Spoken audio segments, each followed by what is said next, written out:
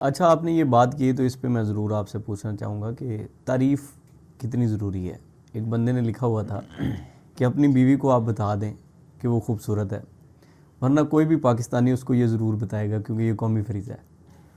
तो ये कितनी ज़रूरी है रिलेशनशिप्स में एक दूसरे के लिए? देखिए, रिलेशनशिप से हटकर भी तारीफ़ ज़रूरी है। आप मुझसे मिलें, आपने अच्छा परफ्यूम लगाया हुआ है, आपने अच्छा स्वेटर पहना हुआ है, तो मेरा ये फ़र्ज़ बनता है या नहीं बनता, अखलाकी मेरा फरीज़ा लाजमी मुझे समझ लेना चाहिए कि मैं तारीफ़ करूं।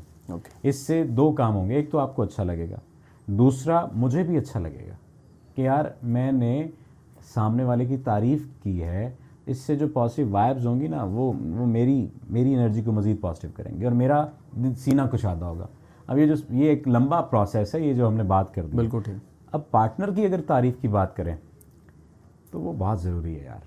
सारी ज़िंदगी जिस बंदे के साथ, मैं मियाँ बीवी के दरमियान ही बात कर रहा हूँ, ठीक है। सारी ज़िंदगी जिस बंदे के साथ रहना है या जिस औरत के साथ रहना है तो उसकी तारीफ़ क्यों ना करें। अब यहाँ पर थोड़ा सा मैं ये बात कहता हूँ कि मियाँ यानी जो है वो कम बाज़ दफ़ा तारीफ़ करते हैं, लेकिन अगर ओवरऑल देखा जाए तो शौहर हजरात ज़्यादा तारीफ़ करते हैं अपनी बीवियों की, बीवियाँ कम तारीफ़ करती हैं अपने शौहरों की। ये मैंने देखा है। ठीक है। अगर बीवियाँ भी बराबर तारीफ़ करने लग जाएं तो शौहर हजरात 3 गुना तारीफ़ करने लग जाएंगे। बिल्कुल ठीक है। ठीक है, यानी एक नुस्खा मैं आपको बता रहा हूँ। वो जो कहा जाता है ना, रन मुरीद बनाने का सबसे बड़ा नुस्खा ये है कि आप अपने शौहर की तारीफ़ करने लग जाएं। और तारीफ़ नकली नहीं करनी, जो उसकी अंदर अच्छाई खुसूसियत है वो वाली करनी है। ये वाकई माँ का अदब करता है, ये वाकई मेरी इज़्ज़त करता है, ये वाकई बेटे का ख्याल करता है, अपने फ़राइज़ पूरे करता है। अब ये उसके सामने भी करें, उसकी पीठ पीछे भी करें, तो वो ओन करेगा इस बात को, उसे अच्छा लगेगा कि हाँ यार वाकई। और मियाँ को भी चाहिए कि उसकी हुस्न की सिर्फ तारीफ़ ना करे, ओवरऑल उसके अंदर जो चीज़ मौजूद नहीं भी है उसकी भी तारीफ़ करे, ताकि वो चीज़ उसके अंदर पैदा हो जाएगी। वरना जो बात आपने कही है, सारे अपना कौमी फरीज़ा समझते हैं।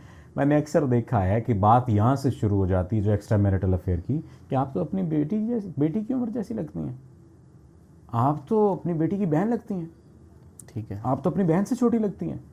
बस औरत की तारीफ़ हुई नहीं थी, औरत को इतनी तवज्जो मिली नहीं थी, और फिर वो सिलसिला आगे चल पड़ता है और फिर घर की बर्बादी तक ये सिलसिला जाता है।